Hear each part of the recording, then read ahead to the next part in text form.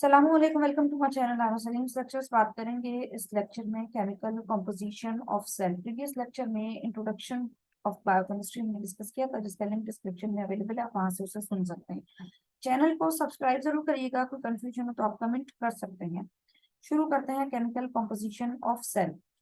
देखिए, chemical composition of cell को समझाने से पहले मैं यहाँ पे कोशिश करूंगी कि आपका बेसिक से कॉन्सेप्ट बहुत ज्यादा स्ट्रॉन्ग बनाऊं, ताकि आपको आगे चल के डिफिकल्ट टॉपिक बहुत आसानी से समझ में आ सके। तो शुरू करते हैं। इसकी केमिकल कॉम्पोजिशन से पहले बहुत बेसिक बातों को पहले डिस्कस करते हैं।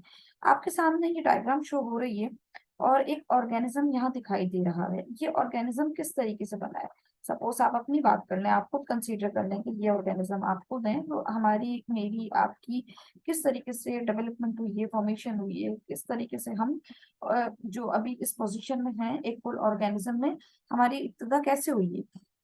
देखें, बिल्कुल टाइनी चार्ज पार्टिकल होते हैं जिनको आंख से देखना मुश्किल है। नेकेड आई से हम इसे नहीं देख सकते। माइक्रोस्कोपिक हेल्प हम लेते हैं इसकी विजिबिलिटी के लिए।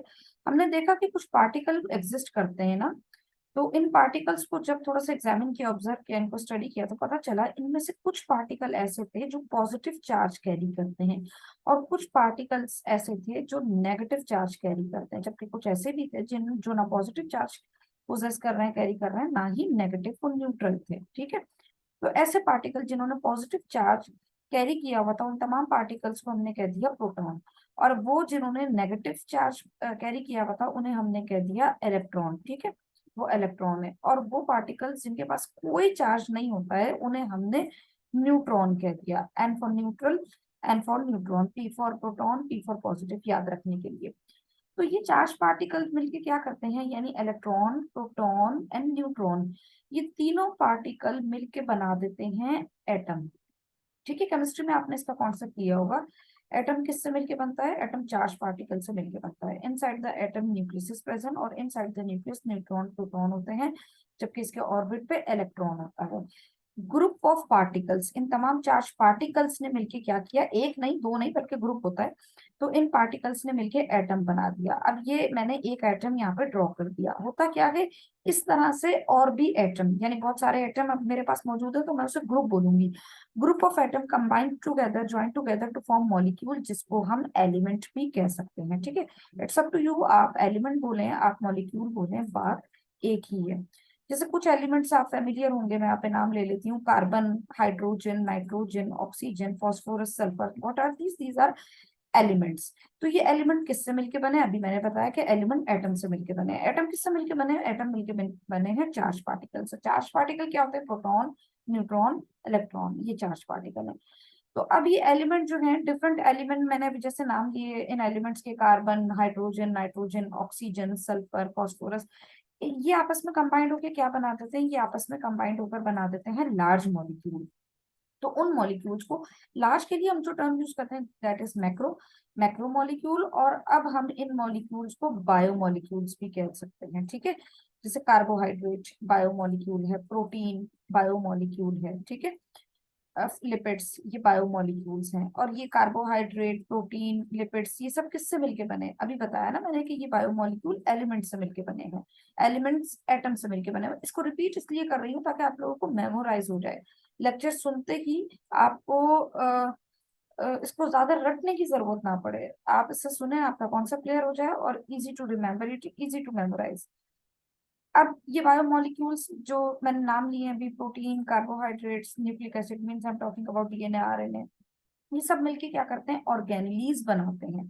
सेल का कॉन्सेप्ट आपके पास होगा, आपको मालूम है। ये ड्रॉ जो मैं कर रही हूँ, ड्रॉ करने की कोशिश कर रही हूँ, न्यूक्लियस है। सेल के inside the cell many organelles are there. Mitochondria है, इसके अलावा एंडोप्लाज्मिक रेटिक्यूलम होती है, आपको मालूम है राइबोसोम्स हैं, गोल्जी कॉम्प्लेक्स या गोल्जी बॉडीज होती हैं, लाइसोसोम्स होती हैं। बहुत सारी ऑर्गेनेलीज पाई जाती है ना साइटोप्लाज्म में। तो ऑर्गेनेली के मतलब क्या होते हैं? ऑर्गेनेली मीन्स होता है लिटिल ऑर्गन, छोटे ऑर्गन को हम ऑर्गेनेली कह देते हैं। और ये सब कहाँ होते हैं? Inside the cell. ये ऑर्गेनेली किससे मिलके बनी है? ये ऑर्गेनेलीज मिलके बनी है बायोमोलिक्यूल्स से। ठीक है, बायोमोलिक्यूल्स डिफरेंट कंबाइंड हुए तो उन्होंने ऑर्गेनेलीज बना दी। अब बहुत सारी ऑर्गेनेलीज बन गई जो मैंने अभी नाम लिए हैं। Mitochondria, endoplasmic reticulum, Golgi body, ribosome, lysosome, इन तमाम ऑर्गेनेलीज ने मिलकर क्या बना दिया, एक प्रॉपर स्ट्रक्चर आपके सामने, cell. As you know, cell is the basic structural functional fundamental unit of life. Cell है तो लाइफ है, सेल नहीं है तो लाइफ नहीं है, ठीक है। तो सेल किससे मिलके बना है, अगर हम पीछे चलें तो अब आपको यहाँ से सारा कॉन्सेप्ट क्लियर हो रहा होगा कि किस तरीके से ये सेल मिलके बना है। सेल, एक सेल बन गया, अब इसी तरीके से और भी सेल बन जाएंगे। तो ये सेल का ग्रुप जब आपस में कंबाइंड होता है तो बन जाता है आपके सामने एक structure, that is tissue. And different tissues combine together, join together to form organ. जैसे कि ये एक ऑर्गन आपके सामने, दैट इज योर स्टमक। यहाँ पे दूसरा ऑर्गन है, ये लिवर है। इंटेस्टीन मौजूद है, these are small and this is large intestine, ठीक है। तो डिफरेंट ऑर्गन जब बन जाते हैं तो हम उसे कहते हैं ऑर्गन सिस्टम। ऑर्गन सिस्टम किससे मिलके बना, ऑर्गन से मिलके बना।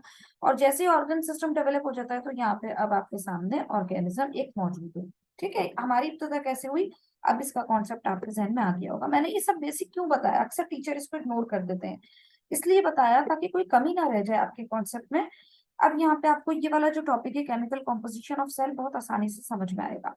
मैं दोबारा से यहाँ ड्रॉ करने की कोशिश करती हूँ। सेल, आपके पास ये सेल है और inside the cell nucleus is present and other organelles are there, ठीक है। अब आपके हाथ में सपोज करें आपने इस सेल को पकड़ लिया और आपने इस सेल को निचोड़ दिया, स्क्वीज कर दिया। जब आपने इसके अंदर से वाटर निकाल दिया तो पता चला आपको कि भाई ये सेल तो मिलके बना हुआ था 70 to 90% वाटर से। जैसे ही हम इसमें 70 to 90% इसको स्क्वीज करके वाटर निकाल देते हैं तो पीछे जो बचता है अब आपके पास, वो ड्राई मास है सेल का, ठीक है। वो ड्राई वेट है सेल का, ड्राई वेट ऑफ सेल, और we can say dry mass of cell. इसको हम सेल डेब्रिस कहते हैं। ये होता है ओनली 10 to 30%, ठीक है। अब ये जो ड्राई मास आपके हाथ में है, ड्राई वेट ऑफ सेल जो है, ये किससे मिलके बना है, कार्बन से, हाइड्रोजन से, nitrogen, oxygen, phosphorus and sulphur. These 6 elements play major role in the formation of biomolecules. ये वो तमाम एलिमेंट्स हैं जो मेजर रोल प्ले करते हैं बायोमोलिक्यूल्स के बनने में। आपको याद है बायोमोलिक्यूल क्या करते थे, ये रहे बायोमोलिक्यूल्स, जिनको मैक्रोमोलिक्यूल्स भी कहा, ये बनाते थे ऑर्गेनेलीज। देखिए बेटा जी, अगर आपको सेल चाहिए ना, तो आपको सेल कब बनेगा सेल, आपको उसके लिए ऑर्गेनेलीज चाहिए। और अगर आपको ऑर्गेनेलीज बनानी है तो for this purpose you will need biomolecules. और अगर आपको बायोमोलिक्यूल्स बनाना है तो आपको अल्टीमेटली इसके लिए जरूरत किसकी पड़ेगी, इन एलिमेंट्स की। और अगर आपको एलिमेंट बनाना है तो आपको एटम की जरूरत पड़ेगी, ठीक है। फिर वही बात चली गई बहुत बेसिक पे, इलेक्ट्रॉन, प्रोटॉन, न्यूट्रॉन पे, ठीक है। तो उम्मीद है अब आपका कॉन्सेप्ट बन गया होगा, क्लियर हो गया होगा।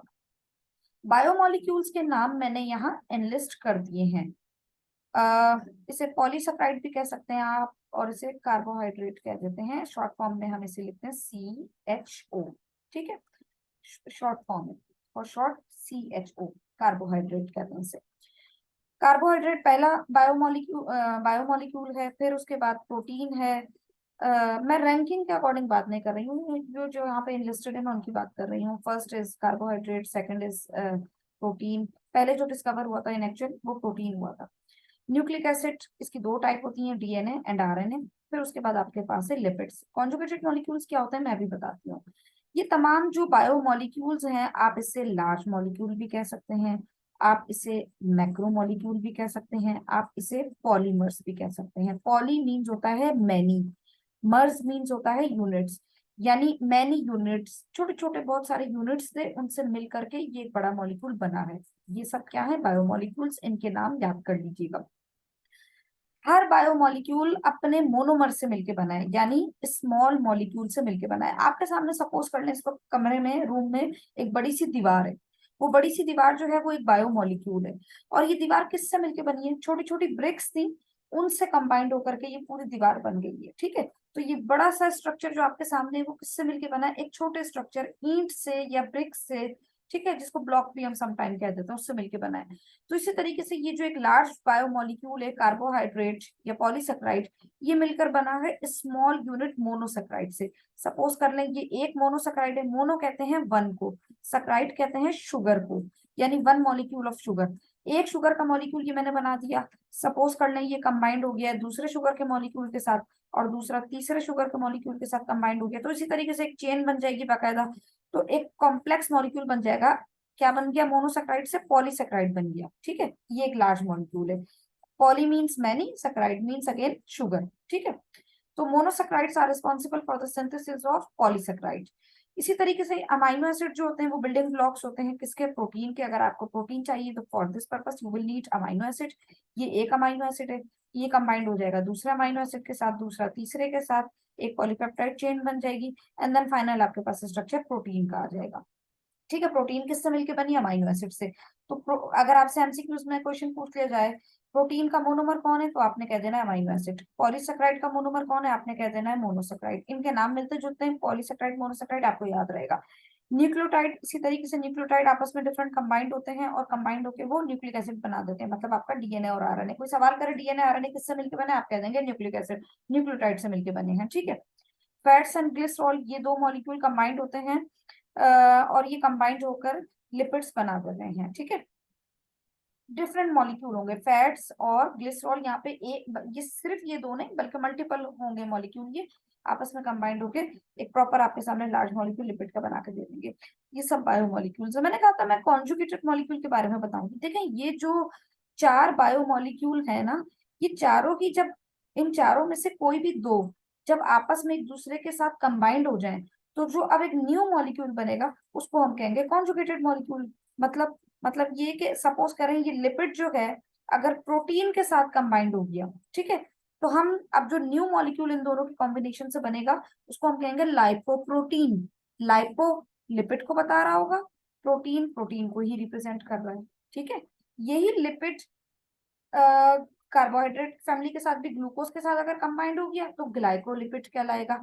और यही न्यूक्लिक एसिड के साथ भी कर सकता, न्यूक्लियोटाइड के साथ भी कंबाइंड हो सकता है। ठीक है, तो उनके रिजल्ट में जो मॉलिक्यूल बनेंगे वो कॉन्जुगेटेड मॉलिक्यूल बनेंगे जो कि बहुत ज्यादा रोल प्ले करते हैं। उम्मीद है आपको लेक्चर समझ में आया होगा। चैनल को सब्सक्राइब जरूर करिएगा। Thank you so much for listening me, take care.